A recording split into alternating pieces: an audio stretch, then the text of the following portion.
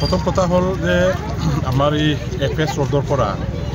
আমাৰ এই সিন্দুৰি জোড়ালৈকে মখিগাঁৱৰ মাজেদি ওলাই যোৱা যেটো ৰাস্তা এই ৰাস্তাটো আমাৰ হকিয়াছমৰ পৰা কোকৰাঝাৰলৈ যাবৰ কাৰণে বহুত এটা শৰ্টকাট ৰাস্তা অকল হকিয়াছমৰ পৰা মাত্ৰ নহয় কোকৰাঝাৰ গোসাইগাঁৱৰ মানে যেটো আমাৰ আহা কৰিবৰ কাৰণে আমি শৰ্টকাট ৰাস্তা যদি আজিৰ দিনটোত যদি ক'ব লগা হয় তেনেহ'লে সেই ৰাস্তাটোকে আমি ক'ব লাগিব আৰু এই দিশৰ পৰা চালে এই ৰাস্তাটো অত্যন্ত এটা মানে দৰকাৰী ৰাস্তা আৰু এই ৰাস্তাৰ কিন্তু অৱস্থা প্ৰথম যেদিনাখন মানে স্কিম আমাৰ ইয়াত পকীকৰণৰ কাৰণে বিটিসি গভৰ্ণমেণ্টৰ পৰা চেংচন দিয়া হৈছিলে এই ৰাস্তাটো বনোৱা প্ৰায় ৩-৪ বছৰ হৈ গ'ল ইয়াৰ পিছতে ৰাস্তাৰ অৱস্থা একেবাৰে খুবেই বেয়া হৈছিলে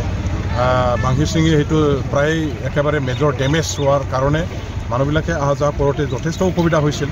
আৰু ময়ো সেই ৰাস্তাটো প্ৰায়ভাগে ব্যৱহাৰ কৰি থাকিব লগা হয় কোকৰাঝাৰ গোসাইগাঁও মোৰ সমষ্টিত ঘূৰিবলৈ হ'লে এই ৰাস্তাৰ মাজেদি মই অহা যোৱা কৰোঁ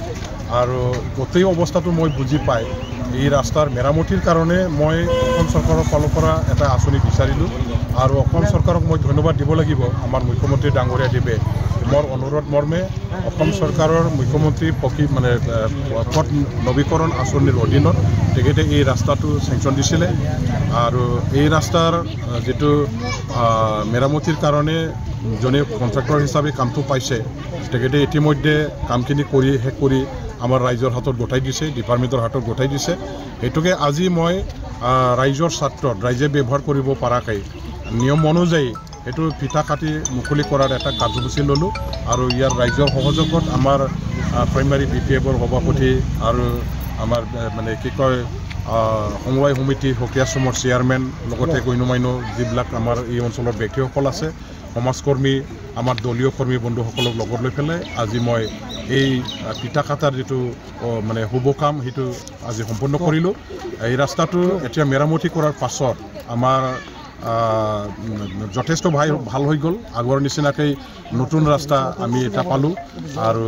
মানে যোৱা দিনবিলাকত যেটো ডেমেজ হোৱাৰ কাৰণে মানুহবিলাকে অসুবিধা পাইছিলে অহা যোৱা কৰোঁতে সেইখিনি অসুবিধাৰ পৰা আজি ৰাইজে পৰিত্ৰাণ পাইছে ময়ো এই ৰাস্তাটো ভাল কৰিবলৈ সুবিধা পোৱাৰ কাৰণে যথেষ্ট ভাল পাইছোঁ আৰু অসম চৰকাৰক মই মোৰ অনুৰোধ মৰ্মে ইয়াত আঁচনি এটা দিয়াৰ কাৰণে মই ধন্যবাদ দিছোঁ।